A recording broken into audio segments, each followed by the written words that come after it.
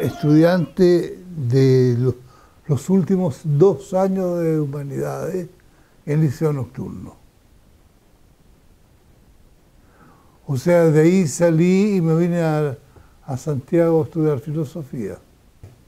Mis padres no eran ricos, eran más bien pobres, y no les gustaba nada de estudiar filosofía. Entonces, bueno, si no les gusta, puede estudiar de todas maneras. No tenía claro qué es lo que iba a estudiar, pero quería estudiar algo en la universidad, me había ido bien, en esa época había bachillerato. Y así entré a pedagogía en historia en la Católica. Teníamos buenos profesores, llegaban los profesores de la Chile a hacernos clases. Los jóvenes siempre, en tanto que jóvenes y en tanto que gente lúcida, van a tener la sensibilidad abierta a lo sano, ¿verdad? A lo que es solidaridad, a lo que es calidad de vida, a lo que es justicia. Eso está claro, que la juventud actual lo tiene tan como lo tuvimos nosotros en los 60 y como lo tuvieron los jóvenes en los 20 y los jóvenes en el siglo XIX en varias oportunidades. Mira, sí, yo me encontré así a la hora que te iba a dar, que te iba a juntar con mi alumno que iba haciendo un diurno, cirugía, con Mónica Pleguer. El juego de naipes, efectivamente uno se puede sentir en una partida de póker defendiendo cartas que, digamos, que son promesas.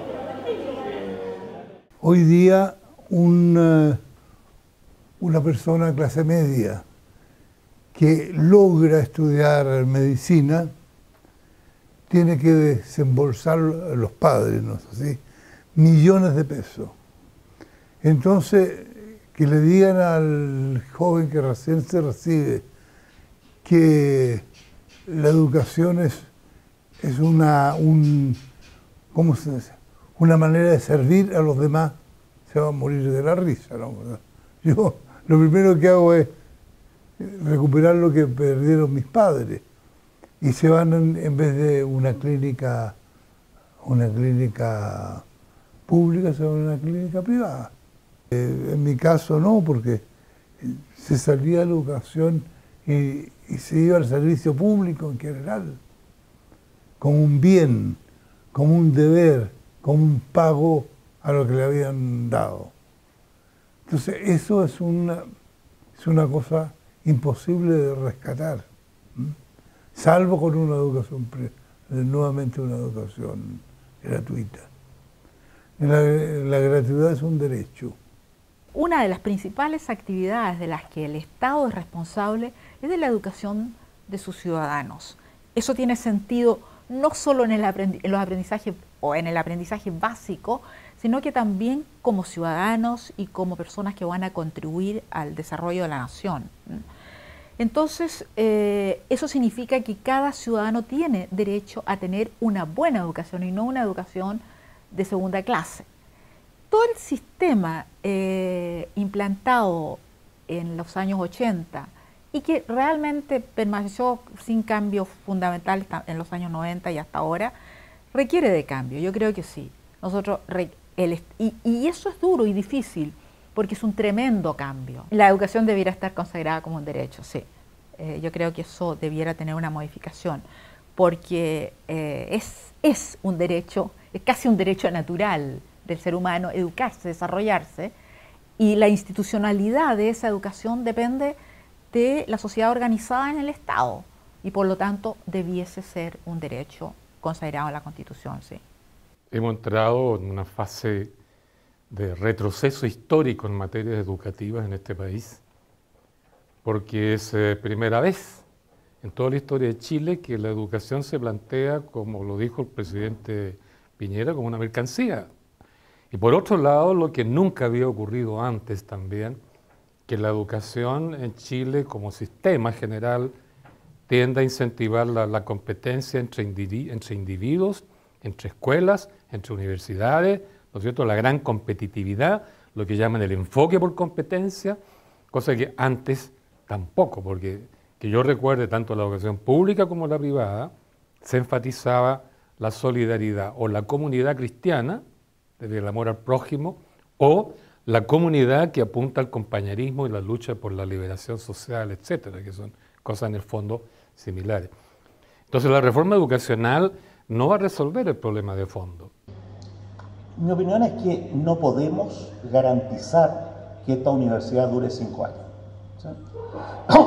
A mi gusto sería simplemente inmoral que el Estado acreditara esta universidad ahora en noviembre. Estoy pensando en una universidad que tiene que democratizarse no solamente en la gestión, sino que igualmente en la propiedad de la universidad. O sea, por lo tanto, eso requiere discutir una nueva forma de organización de la universidad. Que el ARSI mantiene una línea como universidad de cabeza, no sé si de crítica, y tiene una visión muy abierta, una reflexión clarísima sobre el arte, sobre una serie de actividades que otras universidades las toman hacia la pacotilla nomás. De filosofía, el ARSI, yo soy testigo de lo que hace, una labor de difusión, de aclaración de mente, sin contar con los medios para hacerlo, ¿no? Entonces, si se cerrara, sería realmente un luto para el país. Bueno, yo creo que si uno mira la historia y el origen de la universidad, ciertamente daña al país que no se pueda mantener un centro universitario consagrado a las, ¿cómo diría yo?, a las humanidades, a las ciencias sociales, a la reflexión, al arte. Y eso sería una lástima. Yo supe más de la universidad en sus primeros días porque me interesó, porque era un proyecto de Fernando Castillo Velasco, que había sido mi rector en la Universidad Católica. Yo pensé, cualquier proyecto en el que él está involucrado va a tener un sello humanista, social, crítico, interesante. Tal vez con el tiempo, y es el problema que tienen las universidades privadas, que para poder mantenerse tienen que tener una muy buena administración y también tienen que tener un buen sistema de financiamiento. Y yo creo que con el tiempo eso se fue complicando, empezó a tener programas que eran para financiarse, pero que no eran de la calidad de vida, como el caso de los programas de formación docente que yo llegué a conocer. Y entonces siento que la universidad fue perdiendo un poco el rumbo original. Y sería importante, si es que existe alguna posibilidad, de poder recuperarlo. Tuvo un carácter, te fijas, de asilar contra la opresión. Y al mismo tiempo, o sea, muy notable, fue un carácter pluralista. Esa universidad fue fundada dentro de un pensamiento pluralista, democrático, de asilo contra la opresión y que permitía, por tanto, trabajar y pensar como comunidad, y como comunidad plural y democrática, un proyecto alternativo, no solo de universidad, sino también de país. Entonces el ARSI encarnó una posibilidad única en la historia de Chile de construir un proyecto universitario que recogiera de alguna manera las necesidades culturales del pueblo, por así decirlo, de la clase trabajadora y de un pensamiento revolucionario. Como el cierre del ARSI empezó no ahora, empezó mucho antes. Empezó, ¿verdad?, cuando se comenzó a perder un poco este carácter de asilo contra la opresión, de democracia interna, de pluralismo interno. Al ir perdiendo eso, fue perdiendo al mismo tiempo, por razones obvias, calidad académica y calidad en su concepción de política alternativa, ¿no?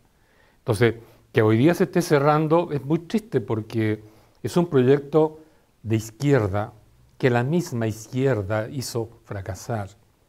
Y eso obliga a pensar, ¿no? No somos capaces como izquierda ni siquiera de levantar un proyecto cultural donde somos, se supone, muy fuertes, alternativos. Y eso es lo que más duele, que el ARSI se encuentra hoy día en esta situación. O en la crisis del ARSI, en la idea de su narrativa crítica, que está puesta en crisis como crítica. ¿Cuáles son las dos posibilidades de crítica, las dos posibilidades de crisis del ARSI? Habilitamos una reflexión sobre la gestión, sobre la democracia de los recursos, sobre la participación en los recursos, sobre la igualdad de los salarios, sobre el valor de la hora de trabajo. Fuimos convocados también, si que alguien podía ir por los del diurno. Y resulta que llegamos y no había nada. Entonces nosotros salimos de nuestra hora de almuerzo, de colación, yo me llevé un reto. Los jóvenes tienen que poner la fuerza, como lo han puesto siempre, de cambio, ¿no? Pero ellos mismos convencerse que a la universidad no se va a estudiar esencialmente una profesión, se va a estudiar para ser realmente ciudadano. El lado cívico de la cuestión debe recuperarse. Y una sociedad vive también del pasado, pero aggiornata, como dicen los italianos, ¿no? Así, con todos los derechos que tiene la vida ciudadana. Sí, parece mentira. En Europa, que es ultracapitalista, casi todas las universidades son gratuitas. La experiencia de la Universidad Católica en la reforma universitaria del año 67, 68, 69, todo eso, fue extraordinaria. Si los jóvenes no hubiesen hecho lo que hicieron ahí, la universidad no hubiese cambiado.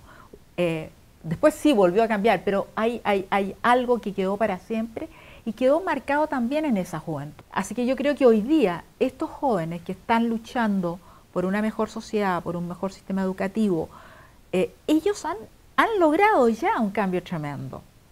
Y yo creo que una parte importante de la vida es esa juventud en la que no tengo todavía ataduras de ningún tipo, puedo reflexionar y puedo empujar cosas. Lo que ha enseñado la historia es que no basta con tener sensibilidad frente a los problemas, no basta con desfilar por las calles en grandes marchas, en grandes concentraciones, en verdaderos carnavales, ¿eh? De protesta, ¿verdad? De protesta sobre todo, porque si no tenemos la propuesta hecha, en el fondo lo que estamos haciendo es pedir que ellos hagan la reforma que nosotros queremos. Y eso en 200 años ha sido un desastre, porque nunca la clase política chilena en el Estado ha hecho las reformas que el pueblo ha estado. Y si la ha hecho mal, o la ha hecho a media, ¿eh? O ha hecho pequeños cambios porque no cambie nada. ¿Eh?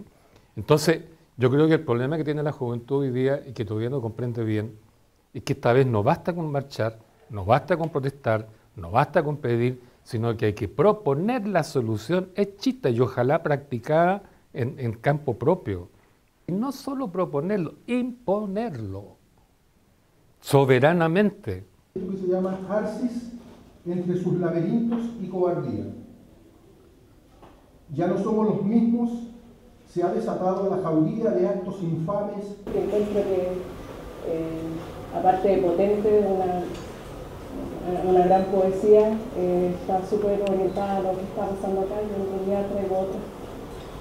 Yo los vi, un par de espejos colocados frente a frente por la fuerza en medio de la historia, allí confabulaba la sombra. Creo que ahora en Arsis se da mucho este fluido de sentimientos que ahora tenemos, ya sean tristeza, rabia. Un país enfermo antes de enfermarse, digamos. Porque todo se traduce en dinero. Y una mente que traduce todo en dinero, una mente corrompida, ¿no? ¿Sí? Desgraciadamente. Fue terrible desde el punto de vista fuera de la universidad. Habían grandes letreros en contra del mercurio.